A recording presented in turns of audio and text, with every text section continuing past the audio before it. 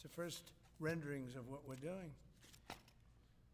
So I want to wish everybody a big hello and Merry Christmas and welcome to Mar-a-Lago for this exciting announcement of the new Golden Fleet. We're calling it the Golden Fleet that we're building for the United States Navy. As you know, we're desperately in need of ships. Our ships some of them have gotten old and tired and obsolete, and we're going to go the exact opposite direction. We're delighted to be joined by Secretary of War Pete Hegseth, who's doing a fantastic job, and Secretary of the Navy John Phelan. Marco Rubio is here, who gave a great few words toward the end of last week. He spoke for a couple of hours on what a good job we're doing, which is true. As Commander-in-Chief, it's my great honor to announce that I have approved a plan for the Navy to begin the construction of two brand new, very large, the largest we've ever built, battleships. You know, you used to build the Iowa, the Missouri, the Wisconsin, the Alabama, many others. We had big battleships. These are bigger, but they will have 100 times they'll be 100 times the force, the power, and there's never been anything like these ships. These have been under design consideration for a long time, and it started with me in my first term, because I said, why aren't we doing battleships like we used to? And these are the best in the world. They'll be the fastest, the biggest, and by far 100 times more powerful than any battleship ever built. So if you look at the Iowa, the Missouri, Wisconsin, Alabama, and others, but they were similar in size, some a little bit bigger than the others, but if you take the biggest one, it's 100 times more powerful. They're longer by a little bit, but and they're bigger ships, but they hold much more. They use the word lethality. Battleships are the largest, sturdiest, and most heavily armed vessel built specifically for naval combat. While America has built many new warships over the years, they've tended to be smaller and much smaller, and not conducive to where we are and where we're going, and peace through strength. But including, we've been building aircraft carriers. We're going to be upping that also. We're going to be going to a superior aircraft. We have the Ford class. We're going to be upping that to a different class of aircraft carrier. And we haven't built a battleship since 1994. These cutting-edge vessels will be some of the most lethal surface warfare ships. They will be actually the most ever built other than our submarines. We have submarines which will have, in many ways, even more lethality, and we have many of them under construction. Each one of these will be the largest battleship in the history of our country, the largest battleship in the history of the world ever built.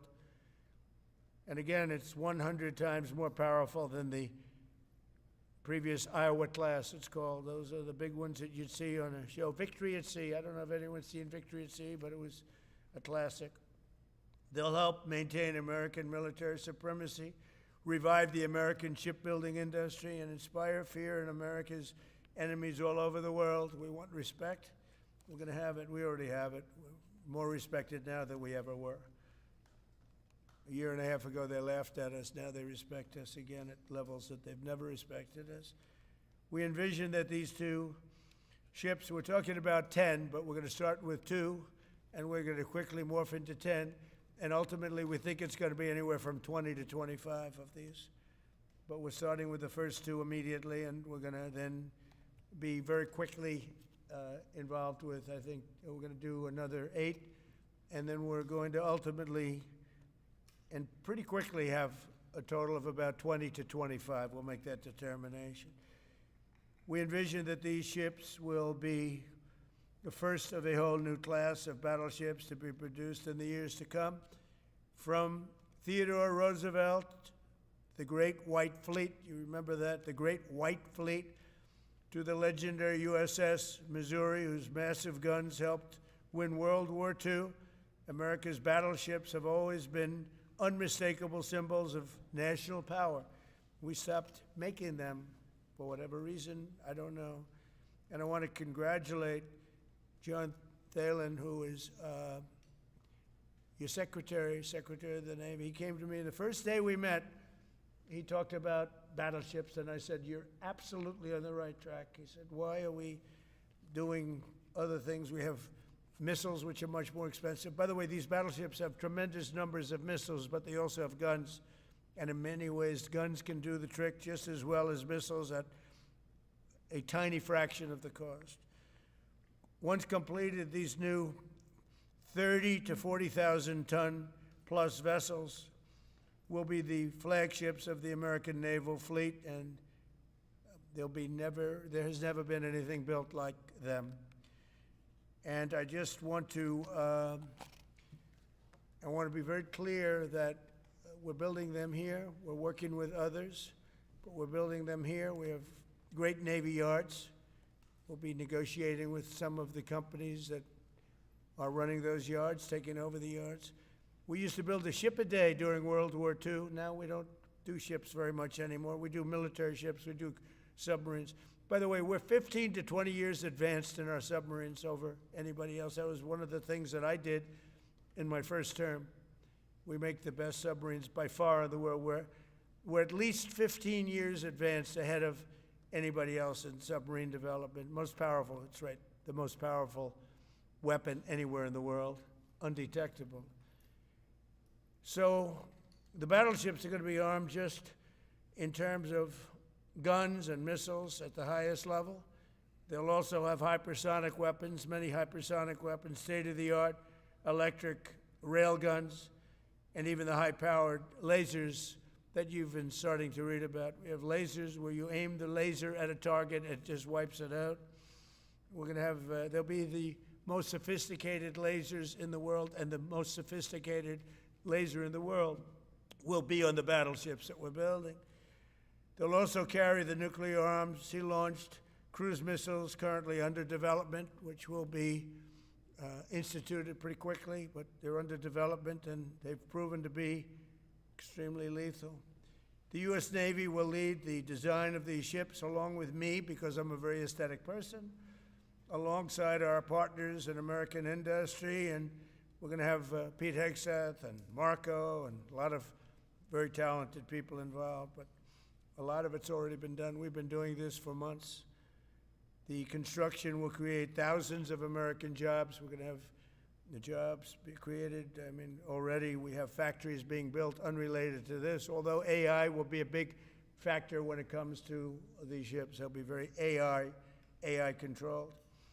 Today's announcement is yet another step in our mission to make the United States Navy stronger than ever before. Again, when you talk about 100 times the power of these massive ships that we had years ago, it's pretty amazing. And next week, I'm going to meet with the defense prime contractors. I'm going to meet with them here, Florida.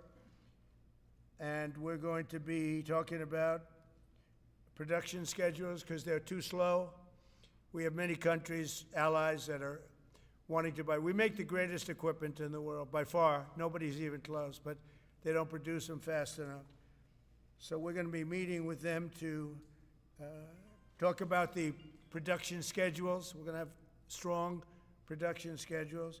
And the only way they're going to be able to do that is to build new plants. Even with the F-35, we have many people want the F-35 fighter jet, and it takes too long to deliver them to allies or to ourselves. It takes too long. The only way they're going to be able to deliver them is if they build new plants. They don't want to build new plants because that's expensive. So we're going to be discussing production schedules.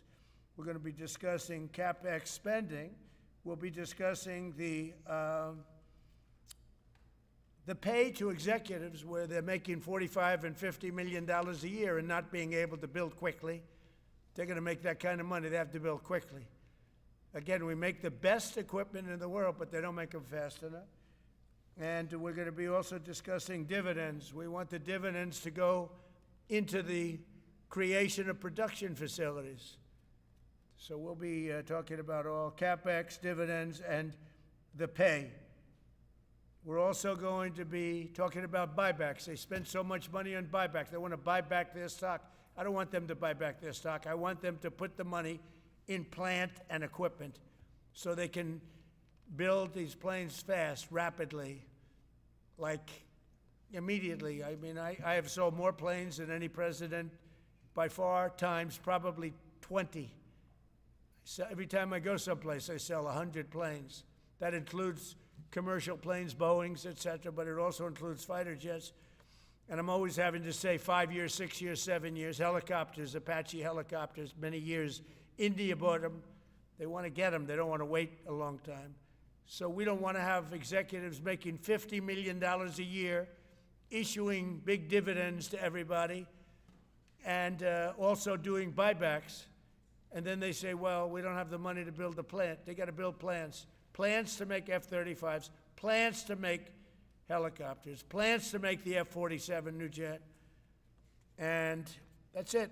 And that's what I'm going to be talking to them about. They're going to start spending money on building airplanes and ships and the things that we need, not in 10 years and 15 years. We need them now. And we're strong about it. Last week, the Navy announced a brand new class of frigate, and they're going to be working with the South Korean company.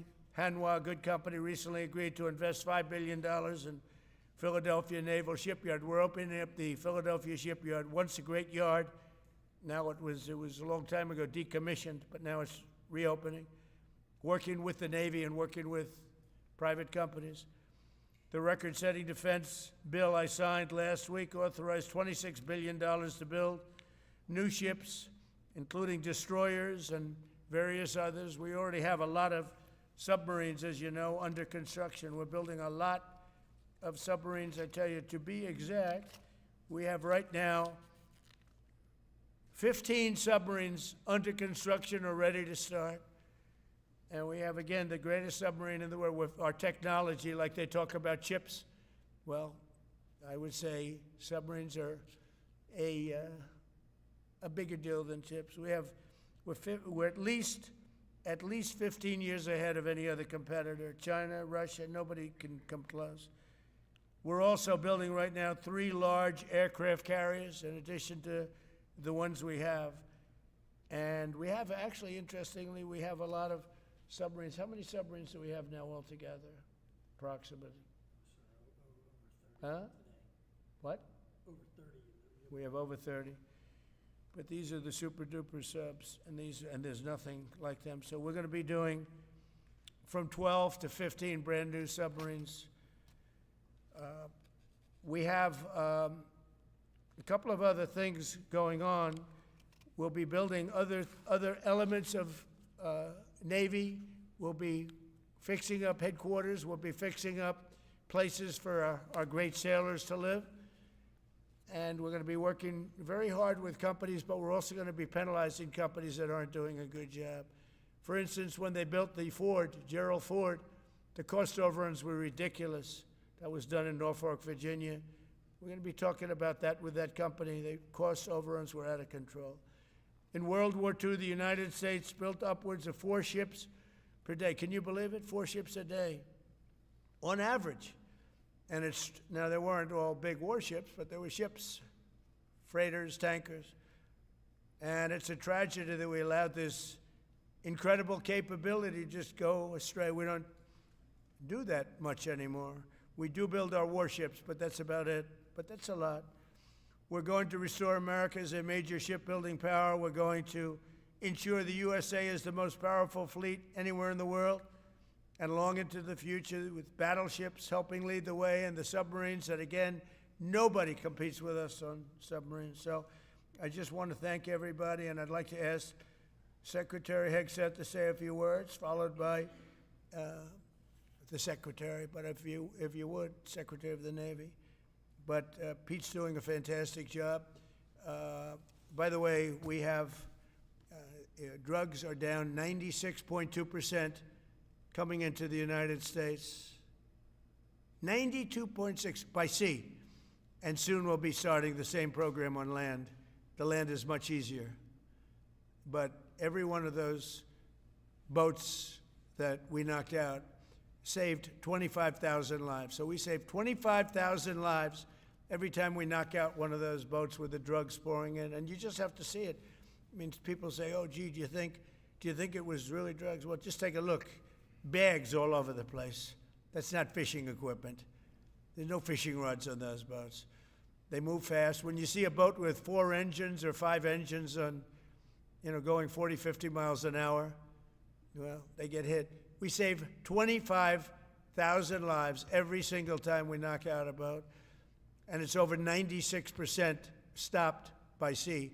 We're trying to figure out who the other 4% are, frankly. And we're going to have the same success, but even quicker, because it's much easier.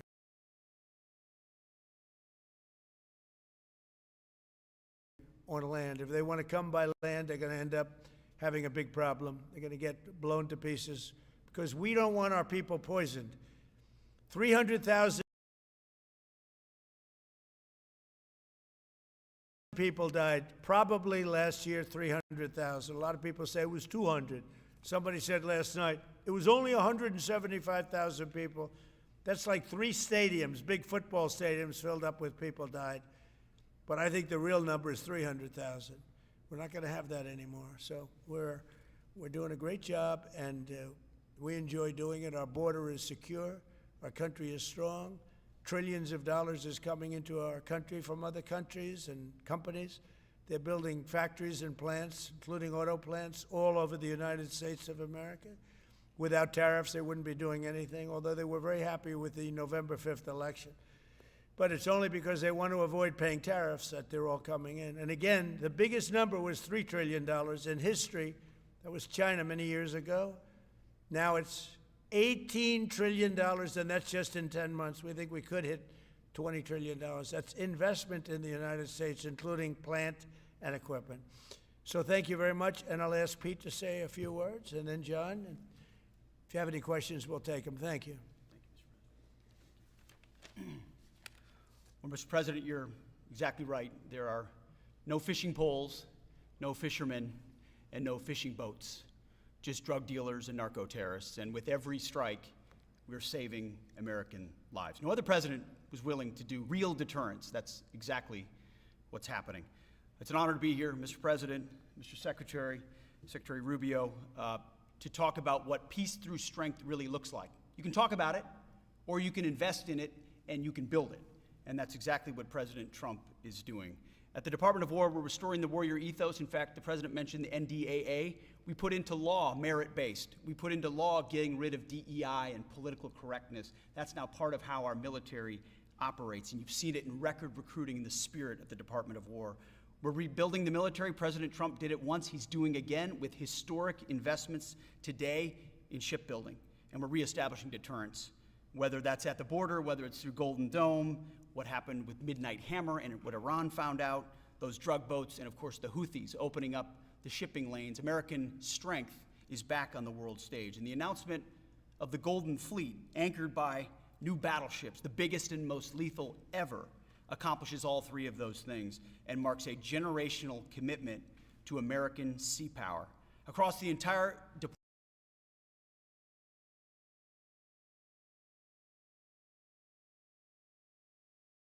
department, we are developing new operational concepts, deploying cutting-edge technologies, and making major investments, including in our Navy. This is happening in all domains, including space, as the President has talked about before anyone else. So it's the highest of domains and the lowest of domains under sea, and especially today in sea power, that always has to be decisive, has been in the history of America, and will continue to be under the leadership of President Trump. We will make sure that anything that flows from our country and with our allies flows freely and uncontested. New and better ships will provide that deterrent today and for generations to come. This new class, these new investments, will be the types of things that for decades, for centuries, the American people will look back and thank President Trump for having the vision and the willingness to invest right now in capabilities we need today, tomorrow, and long into the future. So, Mr. President, thank you for this investment, and I'll hand it over now to the Navy Secretary.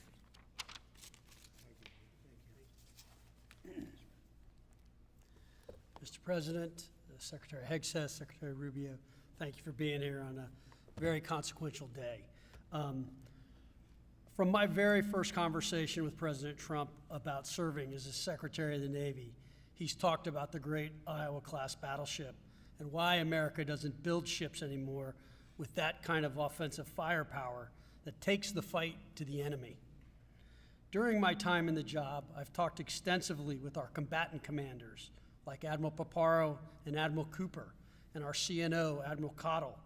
And what I've learned is that not only is the President's idea a good one, it's something that Navy desperately needs and now has a formal requirement for.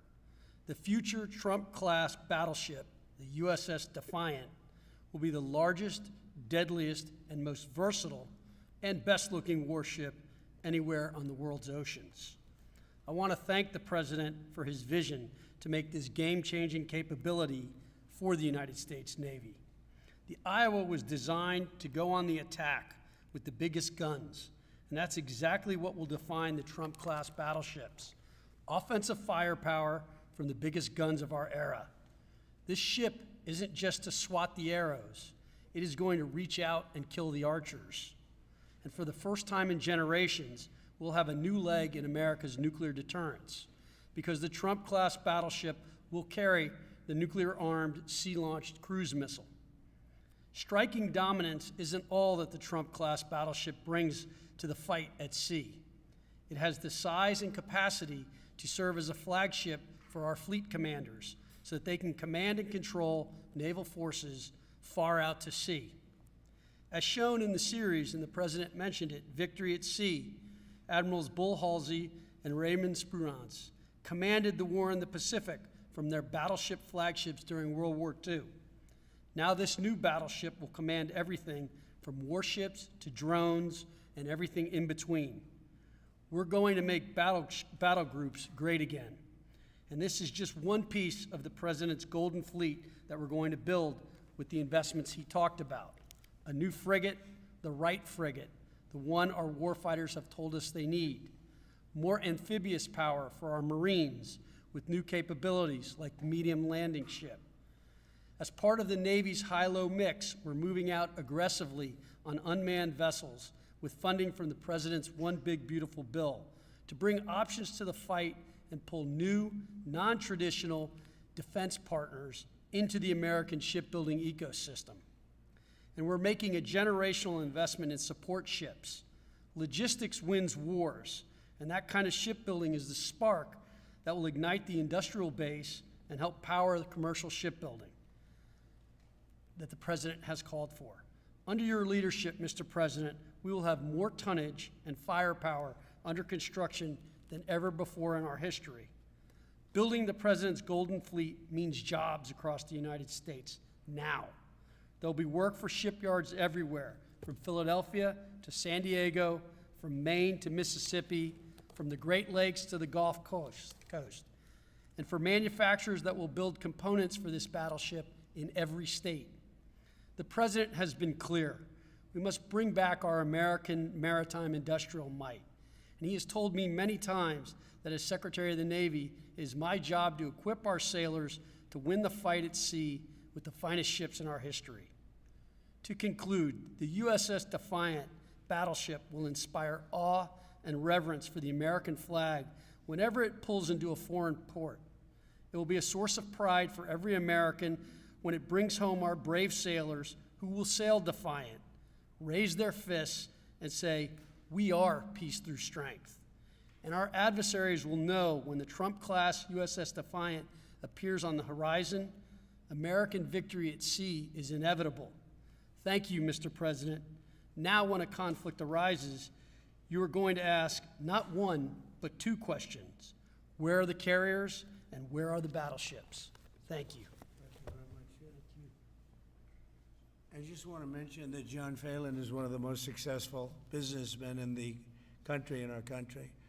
It's been a tremendous success, and he wanted to do this, and for nothing. He's taken probably the largest salary cut in history, but he wanted to do it. He wants to rebuild our Navy, and you needed that kind of a brain to do it properly. So I just wanted to give you a little information on him, which is probably enough.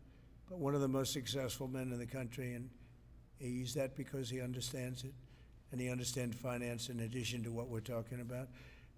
Somebody who's doing a fantastic job is Marco Rubio, Secretary of State. And Marco, maybe say a few words, and then we'll answer some questions. Thank you. Thank you, Mr. President. And I don't have much to add. This is a phenomenal presentation. Thank you, Mr. President. This is American industrial power returning. This is the ability, once again, to rebuild, to have industry in the United States.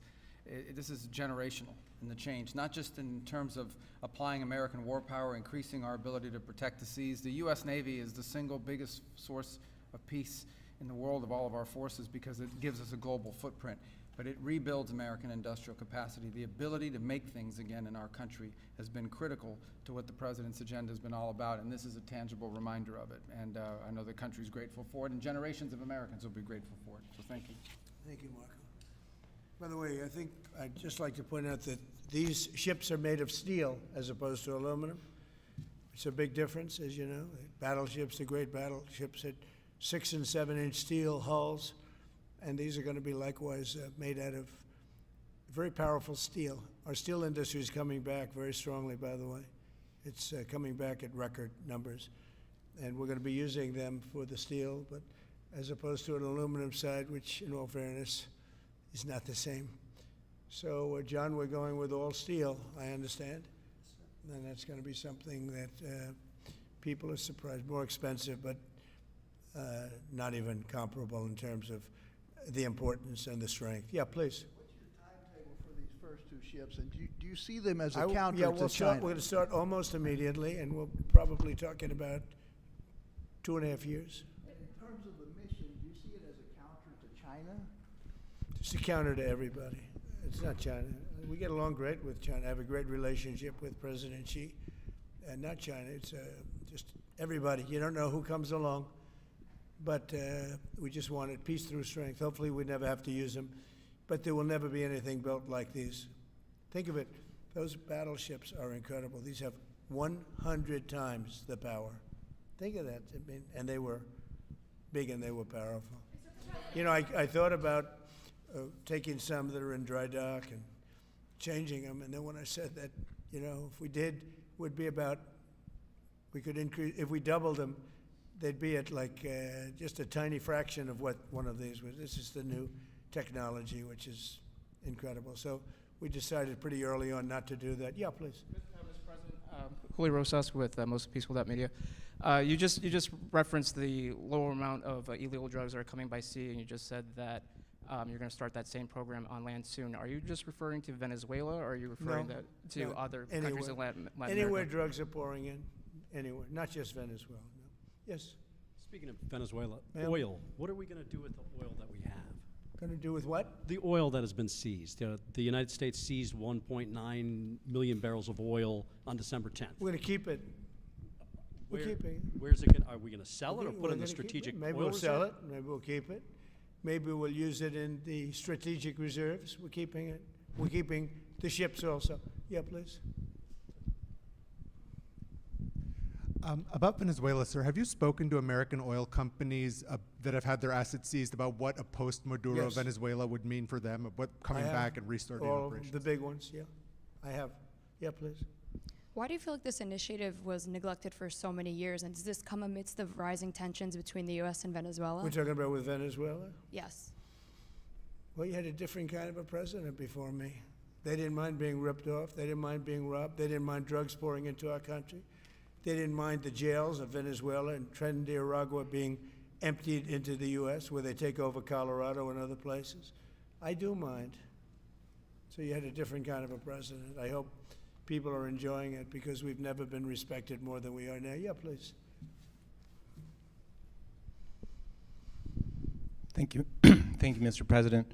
Were you surprised by the number of photos of Bill Clinton in the Epstein files? And can you commit to their By full... what?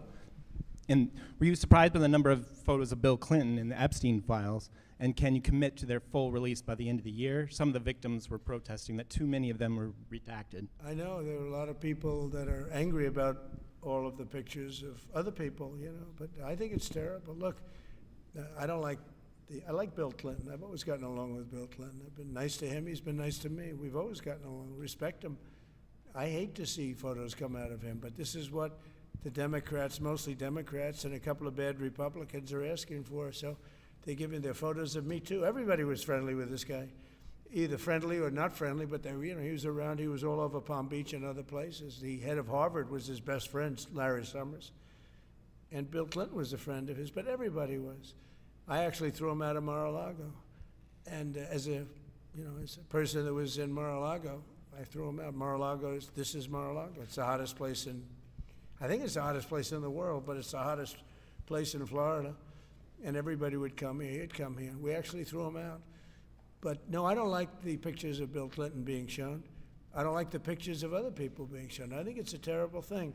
I think Bill Clinton's a big boy. He can handle it. But you probably have pictures being exposed of other people that innocently met Jeffrey Epstein years ago, many years ago, and they're highly respected bankers and lawyers and others, and they'll end up, because of guys like Massey, who's a real lowlife, whose polls are down to about 9%, by the way, in the great state of Kentucky. If you look at Kentucky, Kentucky is such a great place, but I don't know, they've got a couple of people on there that are very strange in terms of leadership, but Massey's a loser, and he likes it, and that he works with the Democrats. He's just being used by the Democrats, because what this whole thing is with Epstein is a way of trying to deflect from the tremendous success that the Republican Party has. Like, for instance, today we're building the biggest ships in the world, most powerful ships in the world, and they're asking me questions about Jeffrey Epstein. I thought that was finished. I believe they gave over 100,000 pages of documents, and there is tremendous backlash. It's an interesting question, because a lot of people are very angry that pictures are being released of other people that really had nothing to do with Epstein, but they're in a picture with him because he was at a party, and you ruin a reputation of somebody. So a lot of people are very angry that this continues. A lot of Republicans are angry because of the fact that it's just used to deflect against a tremendous success. Look, we have $18 trillion coming into our country. We have, I believe, we're going to have the most successful economy in history. We inherited a mess. Now prices are coming way down. Gasoline is less than $2 in some states, $1.99, $1.97, $1.95 a gallon. $1.95. Think of that. A gallon. Nobody ever thought they'd see that. They don't want to talk about that. They want to talk about Epstein. And the problem is a lot of Democrats are being caught up in the web, like Larry Summers. Larry Summers was the head of Harvard. He's now been forced to resign from every board he's on, and he was thrown off the Harvard board. Now, he was at Epstein's Island a lot. I wasn't. I never went there, by the way. But fortunately, it's nice. But I never went there. But a lot of people did go there. But instead of talking about the battleships, or instead of talking about most favored nations drugs, we're bringing down drug prices like at a level that has never even been thought of, by thousands. Think of it, by 1,000%, by 1,200, 1,300, 1,400% in some cases. A drug that sells for $10 in London is costing $130 in New York. We're bringing it down to $20, and they're going to go up to 20. So they're going from 10 to 20, which is a doubling. It's a doubling. That's a lot, but it's a doubling. But we're going down to 20. So we're going down, if you can do your own math, but it's 2,000%, 3,000%. It's pretty amazing. And the New York Times had a story about it, a small story, way in the back of the paper. It's the single biggest thing to happen with respect to drugs probably in 50 years. It's never been anything like this. In my first term, I was able to get drug prices down 0.25%. It's the first time in 28 years that they went down. 0.25%. I was so proud of myself. Now we're doing them 2,000%, 1,500%, 1,200%. That pill that sold for $130 will now be selling, as an example, for $20, because the rest of the world took advantage of us. Without tariffs, I could have never done it. I called up the heads of the countries, as an example. France, I spoke to a very good man President Macron of France. And I said, Emmanuel, you have to raise your drug prices. He said, no, no, no, we will not do that. I said, you have to. He said, no, I don't want to do that. Look, you're asking me for go to $10 to $20. You're going to come way down to 20. We don't want to do that. Now, in all fairness, no other president even tried. But if they did try, there was actually a fake story in stupid USA Today. I didn't even think they make it anymore. I haven't. But I saw a story where Biden was trying to do this. Biden never tried to do it. Biden didn't know he was alive. He never tried to do it. But they're taking it from $10 to 20. So he would say, and the other leader said the same thing. No, no, we won't do it. I said, no, no, you're going to do it 100%. They said, nope, we're not doing it. We're not going to double our price. Because, again, if you go from $10 to $20, they're doubling their price. We're coming down, though, from $130 to $20, because we're going to get the lowest drug prices in the world. Whatever the lowest price is called favored nations. We're going to have the lowest price. So I said, no, no, you're going to. No, no, I will not do this. Politically, it's unacceptable. I said, Emmanuel, you're going to do it 100%. Please accept it now. Be nice. You're going to do it 100%. No, no, no, I will not. I said, yes, you are. He said, why do you keep telling me I am when I'm not? Because if you don't do it, I'm going to put a 25% tariff on everything France sells into the United States of America. And that's approximately 20 times more than I'm asking for with respect to drug prices. He said, oh, I see. I agree to do it. Every other country said the exact same thing. They all said, nope, I will not do it. I said, all right, on Monday morning, you'll have the 25% tariff, everything you sell. In the case of France, it was wine, champagne, cars, everything they sell. It's 25 to 30 times the price of what we're talking about, at 25%. Every single country agreed. And that was a big problem. The drug companies were difficult, but fine, because we have a certain control over the drug companies. We had no control over these foreign nations. So every single country has agreed to do this. So we will take that pill price down as an example, talking about not just pills, we're talking about everything. We'll take it down from $130 a pill down to $20 a pill. And the rest of the world will take it from $10 a pill up to $20. It's the biggest thing ever to happen, and it's covered, barely covered in the New York Times, because it's a fake newspaper. Yeah. Mr. President, on shipbuilding, how is the administration plan to ensure that there's sufficient workforce availability as you're producing these ships? Could you speak up? How does the administration plan to ensure there is sufficient workforce availability as you're producing these ships? We're going to have it. We're going to have tremendous workforce availability. We're also going to have robots helping us. We're going to have a lot of robots helping us because we need it. And because we're going to town, we're building a lot between the AI and the auto plants. So we're going to need robots. We're going to have robots, but that's going to help us. We're going to have tremendous workforce. And in order to operate you're always going to need people. You know, you could have robots, but you're going to have to get somebody to start those robots, and you're going to have to improve the robots. But we're going to have robotic factories plus manpower. So we're going to have enough. We're going to need the help of robots and other forms of, I guess you could say, employment. We're going to be employing a lot of artificial things, but the beauty is we're going to have more jobs than we've ever had. Just so you know, a number came out the other day. We have more jobs right now in the United States. More people are working right now in the United States than at any time in the history of our country. Think of that. Pretty amazing. So we'll have the help of, mechanical help, if you want to call it that, but we'll have tremendous employment. They'll be paid a lot of money. They'll do better than they ever did. Okay? Yeah. Some may have been expecting a different kind of announcement today, hearing your Secretary of War and Secretary of State here. You mentioned strikes on land in Venezuela more than 15 times, even now, just in your recent remarks. Why should Maduro take your threats seriously? And he can do whatever he wants. What's your end Maduro? game? What's your end No, game?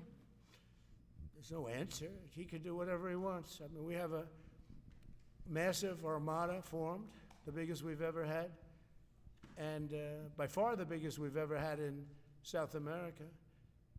He can do whatever he wants. It's all right. Whatever he wants to do. If he wants to do something, if he plays tough, it'll be the last time he's ever able to play tough.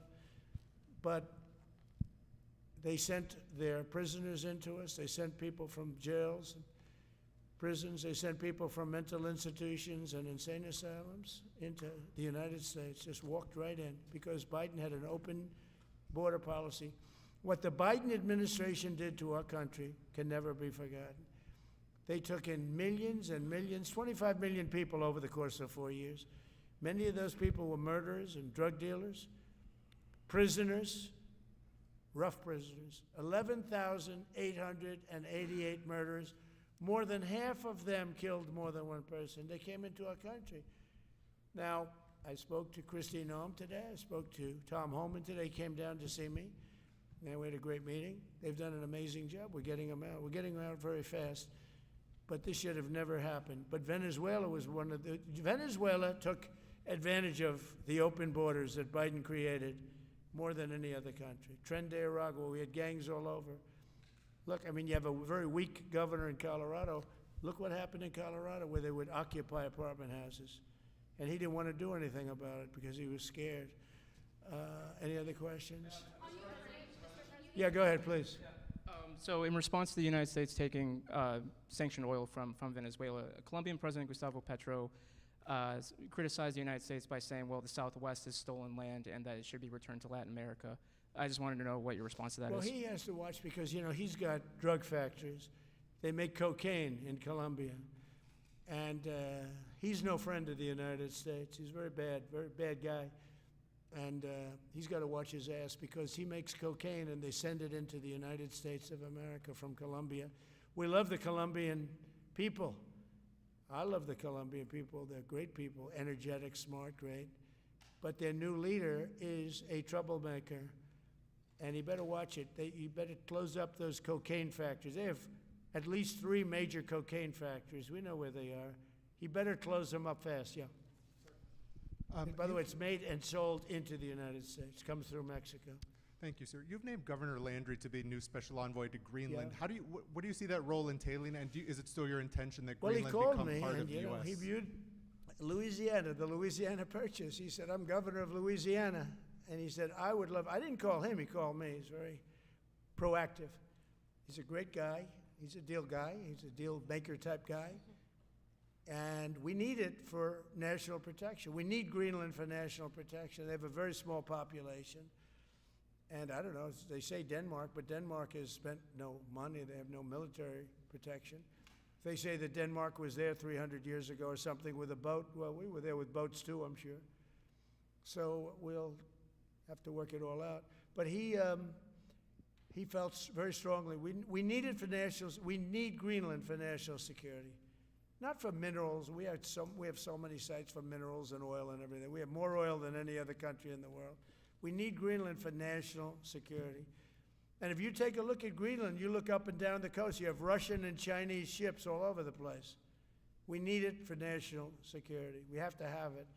And he wanted to lead the charge. So we're making him, Marco, today, a special envoy to Greenland. Greenland's a big deal. Yeah.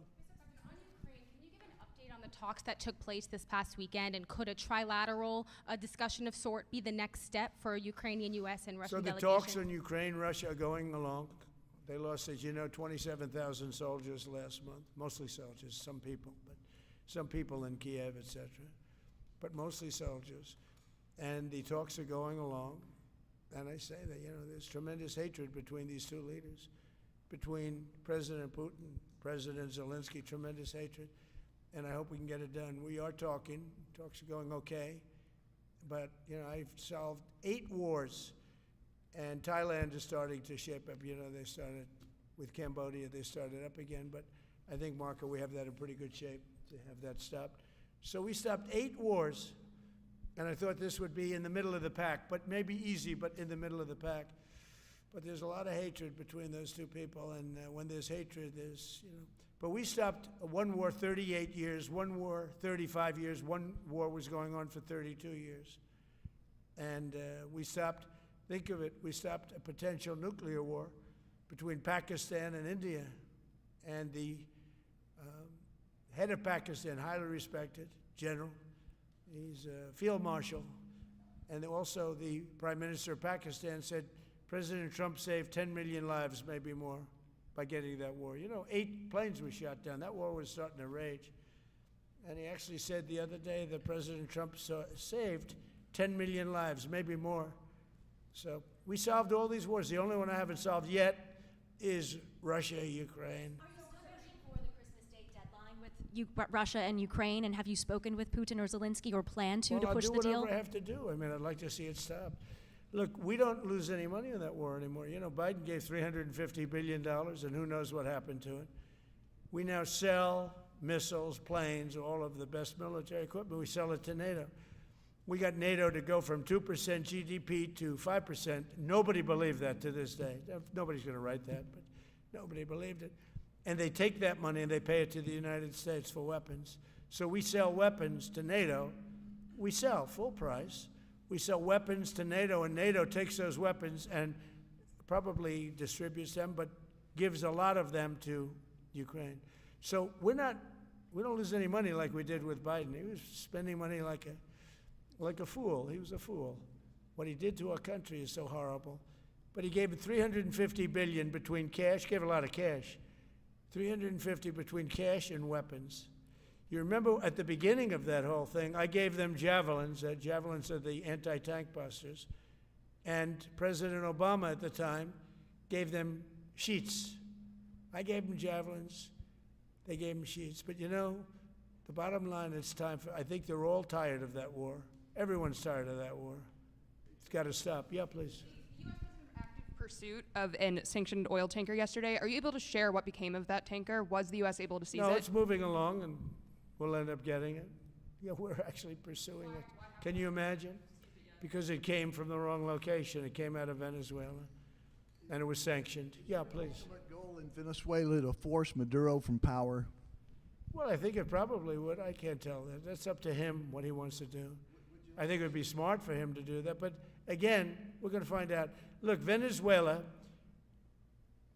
did terrible things to the United States. They sent hundreds of thousands of people, millions of people, into our open border.